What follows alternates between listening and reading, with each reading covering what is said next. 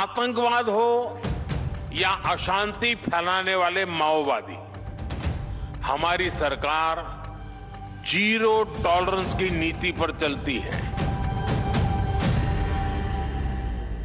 नक्सलवादियों के अड्डों को ध्वस्त कर दिया। अब तक और 36 नक्सली मारे गए। 31 मार्च 2026 ये देश की धरती पर से हम नक्सलवाद को समाप्त कर दें।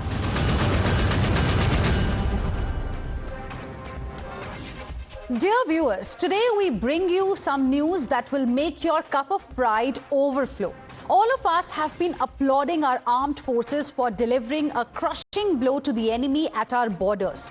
Also today is the time to toast our paramilitary forces and policemen for crushing an enemy within. In a significant blow to left-wing extremism or Naxal insurgency in India, security forces neutralized two dreaded Maoists during an early morning encounter in Jharkhand's Latehar district on Saturday. One of them, Pappu Lohara, carried a 10 lakh bounty on his head. The supremo of the Jharkhand Jan Mukti Parishad, a breakaway Maoist faction originally formed to counter the CPI Maoist. Over time, the group had spread a reign of terror through violent extortion and other activities across Latehar and the surrounding areas. In Chhattisgarh, on May 21st, in a blow to the outlawed Communist Party of India Maoist, its General Secretary was killed in security operations launched by the District Reserve Guard of 3 districts. The elimination of Nambala Keshav Rao or Basavaraju is perhaps the biggest blow to the insurgents. He had masterminded several attacks against paramilitary and police forces. And this successful operation marks another crucial breakthrough in anti-Naxal efforts in the entire region. And last week only, 24 Naxals surrendered before the authorities in Bijapur district of Chhattisgarh. Another 33 Naxalites, 24 of them carried a combined bounty of 91 lakh rupees, surrendered before the security forces in state's Bastar region. I repeat, here the significance of this successful anti-Naxal operation should not be missed. Through a streamlined anti-Naxal operation, that started in 2009, the real concerted action took off after the BJP came to power at the center. And we are not saying that. The numbers are telling the story. Numbers are speaking for themselves. From 16,000 plus incidents of Maoist violence during the UPA era to below 8,000 during the NDA era. In fact, there has been 85% drop in the number of deaths of civilians and security forces from 2010 till 2024. With the death of senior leaders, we can say one thing: the Maoist movement is surely gasping for survival. Let's dig out some more data on why we say that in the first 5 months of 2025, security forces have neutralized close to 300 Naxalites. And this, viewers, is the fastest annual pace of elimination of left-wing extremists since 2009. Now, originating from the Naxalbari movement of 1967 in West Bengal, Naxalism spread primarily across the Red Corridor, affecting states like Chhattisgarh, Jharkhand, Odisha, Maharashtra, Kerala, West Bengal, Madhya Pradesh, and some parts of Andhra Pradesh and Telangana. Left insurgency reached its peak in the late 2000s with almost 180 affected districts. Now, make a note of this number, 180 affected districts. In 2014, 35 districts were severely affected. And in 2025, which is right now, only 4 districts, viewers, remain severely affected. In fact, in 2025, overall Naxal-affected districts have dropped to 18. Home Minister Amit Shah has said that the government is keen to overcome the Maoist threat by 2026. Listen. अब समय आ गया है कि वामपंथी उग्रवाद की समस्या पर एक मजबूत रणनीति के साथ रूथलेस रणनीति के साथ अंतिम प्रहार किया जाए। वामपंथी उग्रवाद के कारण करीब 17,000 लोगों की जान गई है। मुझे विश्वास है कि ये हमारी लड़ाई अंतिम चरण में पहुंची है और हम देश को 2026 मार्च तक पूर्णतया नक्सल समस्या से मुक्त कर पाएंगे। एक बात इस सदन में जिम्मेदारी के साथ बताना चाहता हूं, 21 मार्च 2026 को इस देश से नक्सलवाद समाप्त। सभी नक्सली भाइयों को विनती करने आया हूं, आप हथियार डाल दीजिए, मेन स्ट्रीम में आइए, आप हमारे अपने हैं। कोई भी नक्सली मारा जाता है, किसी को आनंद नहीं होता है। कितने भी काम किए हो, हथियार डाल दो, मेन स्ट्रीम में आ जाओ, मुख्य धारा में आ जाओ, आपका पूरा संरक्षण भारत सरकार और छत्तीसगढ़ सरकार करेगी। And viewers, so debilitating has been the impact of the operations that hunters have become the hunted. This is highlighted by the fact that Maoists had reportedly sought peace talks, even while continuing their armed struggle. The ferocity of the operations plus the atrocities the Naxals perpetrate has led to another significant development. Tribal youth, many of whom have experienced enormous sufferings in the decades-long insurgency.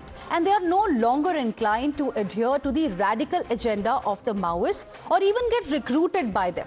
In the forested areas that were at one point in time inaccessible to the Indian government, increased tribal welfare measures and outreach has ensured an erosion of their military as well as support bases. The anti-Naxal operations may not be part of our daily narrative, viewers, but please spare a moment for our brave hearts who have fought this enemy within, who continue to do so. That's why tonight, we at Times Now salute our paramilitary and security personnel who are out there battling the enemy within. And that's what we are going to be discussing on NewsHour Agenda. You're watching the News Hour at 10, debate number 1 on Times Now, Super Prime Time.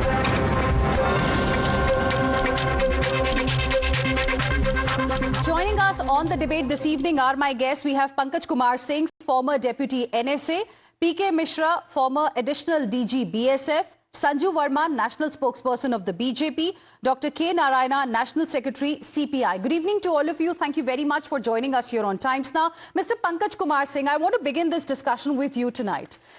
Given the kind of results that we have seen as far as our fight against Naxalism is concerned, is it a watershed moment in fight against Naxalism, in eliminating Naxalism as the mission?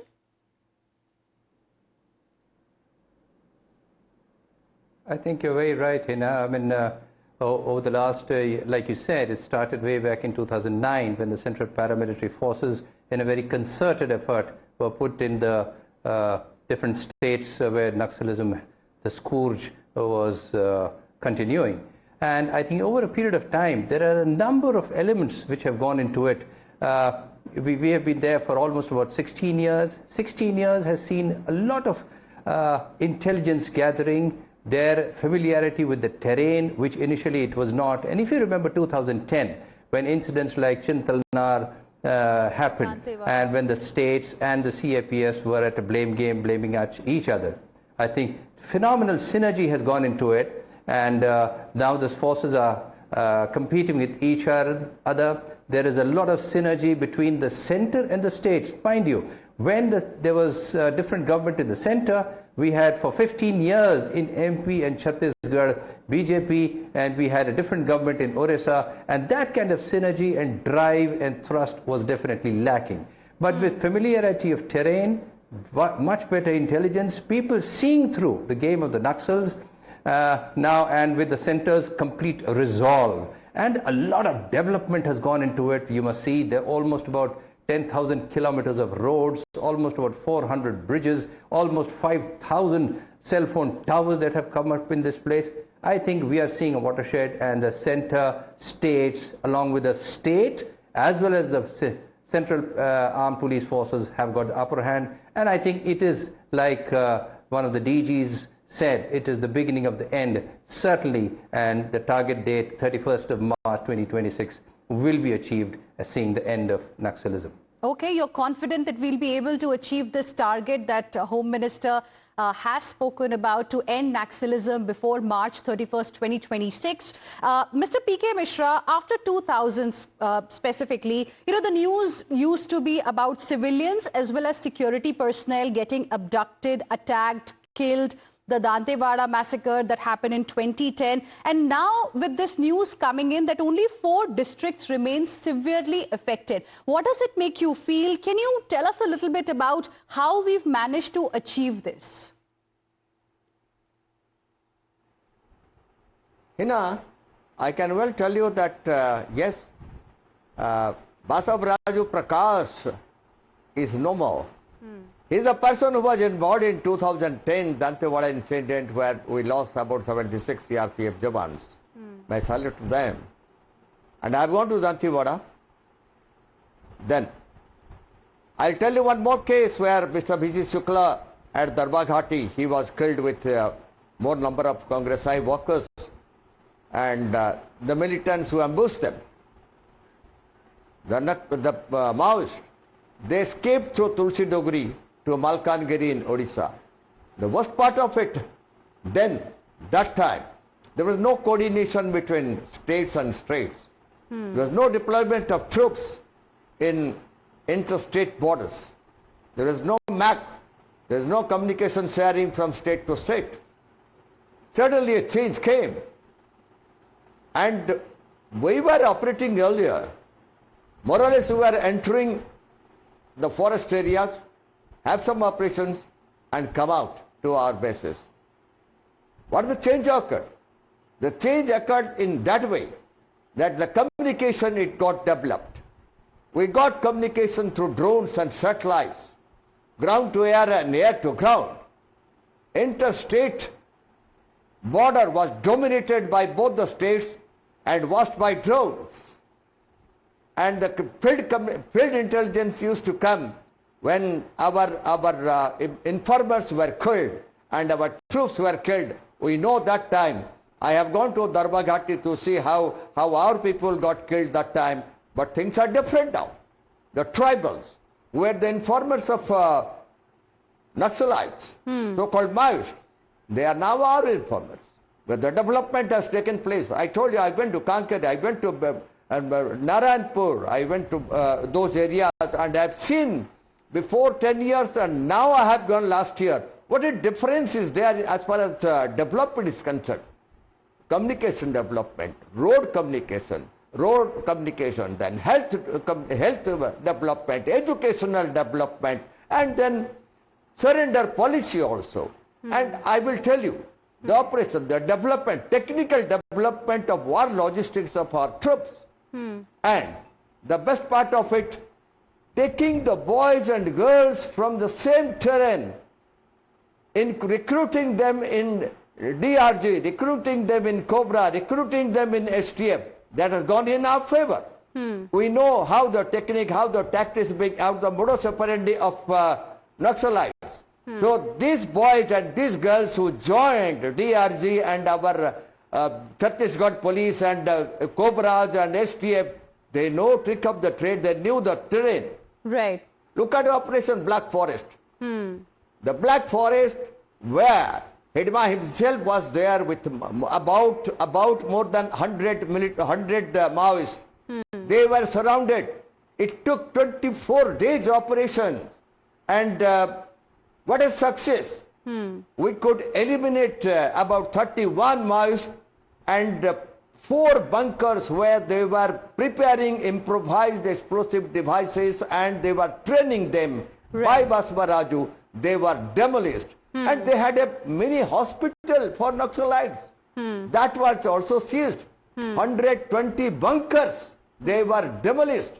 And they had lathe mason to prepare RCL cover and ammunition. And those were all seized. And our Tiranga, it went off in that area. It continued for 24 days, and then few of them they escaped to Telangana. 4 of them were killed in Telangana. Later on, what happened? You come back again to Chhattisgarh, where in Bijapur, again they struck our security forces. They could get Basavaraju with 26 more in KGF. Right. They could, Hidma could escape through with 3 to 4 Naxalites. They could escape. Here, Basavaraju alias Prakash, he could not escape and he was killed with another 26. After that, Gadchiroli. Immediately at Gadchiroli also 4 Naxalites were killed. Right. Look at the surrender policy and look at the... Well, yes, there is political will, the surrender policy like you mentioned, and this path towards development that the government is also talking about. There are more resources like dedicated helicopters, more coordination that we are seeing happening, and among the tribal, population as well. It seems that, all of these seem to be working. And most important, of course, is the stronger political will that we are seeing in the country right now. Very interesting points, gentlemen, you have made. Let me now go across to Sanju Verma as well. Sanju Verma, as Mr. P.K. Mishra was also mentioning, catching Basavaraju seemed almost impossible till about a few years ago. So I want to ask you briefly if you could tell us what has really changed. Heena, first and foremost, I think both Mr. P.K. Mishra and Pankaj Kumar Singh, they made some excellent points. And taking a cue from that, I just have one simple point first to make for the benefit of your audience. Let's not forget that in 2012-2013, as you also said at the start of your program, there were more than 126 highly affected Naxal districts. That number has whittled down to only 12 in 2025. But more importantly, there is something called special areas of concern. Districts which were earlier named as special areas of concern, that number stood at 129 in 2013. That came down to just 35 in 2024 and now stands at barely 4 in 2025. And overall, Naxal-affected districts under the leadership of Prime Minister Modi and Home Minister Amit Shah, that number has come down from 337 districts in 2009-10 to barely 38 in 2024 and just 18 in 2025. So the dramatic fall in Naxal-affected districts is due to the valor of our BSF, our CRPF, the police constabulary, but most importantly, and I'm not going to hold back my punches here, is the willpower, courage of conviction, and determination of the political establishment of the day. As Mr. P.K. Singh said, you can have the best forces, you can have, the best satellite technology, but at the end of the day, if the political ruling class does not have the willpower to mainstream these Naxalites, have a cogent surrender policy, if the main political dispensation does not undertake development works, then I think it would have been very, very difficult for Amit Shah to have made that bold statement that come 31st March 2026, we will be Naxal free. And I think kudos to Amit Shah for actually taking Naxalism head on, which I don't think any Home Minister prior to Mr. Shah has ever done. So both Mr. Narendra Modi and Amit Shah deserve plaudits for ensuring a Naxal-free Bharat by early next year. I'll just give one small example in 10 seconds. If, you've heard Man Ki Baat, yesterday on Sunday, it was the 122nd episode of PM Modi's Man Ki Baat, where he said that for the first time in Gadchiroli district, there's a small village called Chhattisgarh. It got a state-run bus for the first time in 77 years. Can you imagine? A village in India, in Gadchiroli, did not even have access to something called a public transportation or a bus. That was a luxury. And Mr. Modi has rightly said, he said this is what collective resolve against Maoism can achieve. So my limited point is, there has to be cohesive coordination between the forces and the government of the day, which I think Mr. Modi and Mr. Amit Shah have done wonderfully well.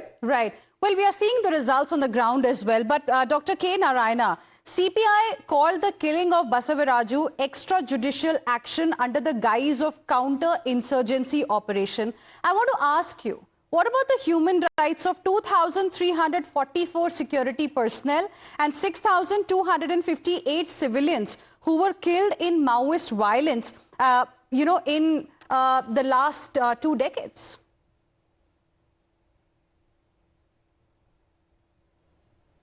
You are discussing about the one side of the coin. And what about the second side of the coin? How many killed by Bajrang Dal, RSS? Govind Pansare is intellectual. Gulbarga is intellectual. So with due respect, intellectual. let's discuss red terror tonight. By the RSS, Bajrang Dal. Sir, with due respect, let's discuss red terror tonight. Then it's an important issue. There is a lot that our Jawans are doing continuously. Most of us are not even aware of the kind of situations and the circumstances they deal with, the terrains that they have to deal with. So I would, I would like to request, let's focus on red terror tonight. And secondly, no, let me speak. Why you are objecting? See, the Home Minister is a democratic country, elected by the people. As a Home Minister, what right he got that I am Naxal free India? That means you can fight theoretically, politically, and you don't have right to kill. As a Home Minister of India, he openly declared, and 2026 March he is going to kill all Naxalites. You may kill Naxalites as a persons, but can you kill the basic principles of Marxism-Leninism? There is a basic and some political background, basis. With the basis they are fighting.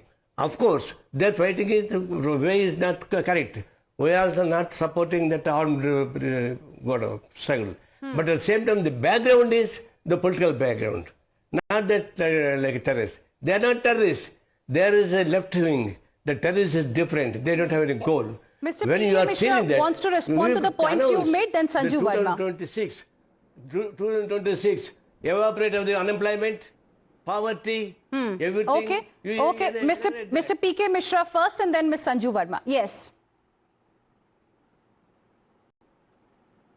Yes, I was hearing it. I can well tell you, Mr. Amit Shah, our Honorable Home Minister, has told, yes, there will be Naxal Mukt Bharat. It doesn't mean all Naxals will be killed.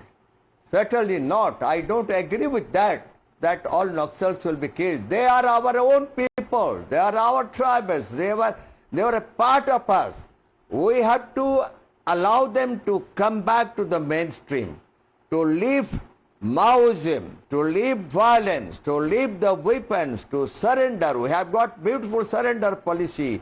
So that even they should come back to their houses, they should come back to their family, the family should prosper, and they will join our security forces in CRPF or BSF, paramilitary forces and DRG and other areas.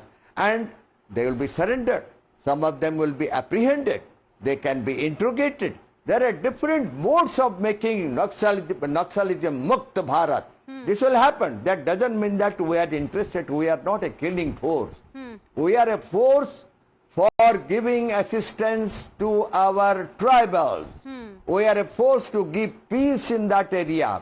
We are a force to enter our own area of Saranda, Abusmar and Dandakaranya to develop it. To see the road communication, to give educational facilities. I also want to add to the point you have made, Mr. P.K. Mishra, and I want Dr. Narayana to hear this. Police have nabbed, weapons also from these people. Today only, AK-47 rifles 3, SLR 4, Inchas rifle 6. So, I mean, it's not that innocent people are being killed. That's not what is happening. And like I said, what about the human rights of so many civilians, so many security personnel who were abducted, attacked? And how can you forget so many CPIM leaders as well who were targeted, killed? What happened in Dantewada? How can you forget all of that, Dr. Narayanan? I am not supporting that, but you should deal as a Home Minister. You should deal in a political way, not in a criminal way. He is dealing the criminal way to kill all. How can he say that you kill all the persons? Sanju Verma wants to respond to that. Heena, let's be very clear about one thing. D. Raja, a very senior CPIM leader, what did he say after Basava Raju was neutralized via Operation Black Forest. He said this is extrajudicial killing. कल ये जो CPM के leaders हैं ये कहेंगे Ajmal Kasab should not have been hanged. They will say Yaqub Memon should not have been given capital punishment. This is the same Jamaat of left liberals who will say Afzal Guru should not have been given capital punishment. You know, this is the same Jamaat who will say Atiq Ahmed, who was killed because, you know, he was trying to assassinate a police official in Uttar Pradesh, should not have been encountered. Let's be very clear. My one final point. Basavaraju was responsible for the killing of 76 CRPF people in Dantewada in 2010 and 22 CRPF people in 2022 in Sukhma. तो क्या करना चाहिए था? बसवराजू की आरती उतारनी चाहिए थी. And the question really is, how will police respond to bullets? Politically or with bullets only? They also have a right to defend themselves. I mean, it is an important issue, and that's why we wanted to highlight it this evening. A lot is happening from the government side as well to end red terror, the enemies within. At a time when we also have Operation Sindoor concluding successfully. It has been paused for now, but our guards remain up. And on the other hand, there is this other war against red terror that has been going on. That's what we wanted to highlight on this day. I'm completely out of time, but thank you very much, all of you, for joining us here on this debate. Pankaj Kumar Singh, PK Mishra, Sanju Verma, as well as Dr. K. Narayana. Appreciate all of you for joining us on debate number 1.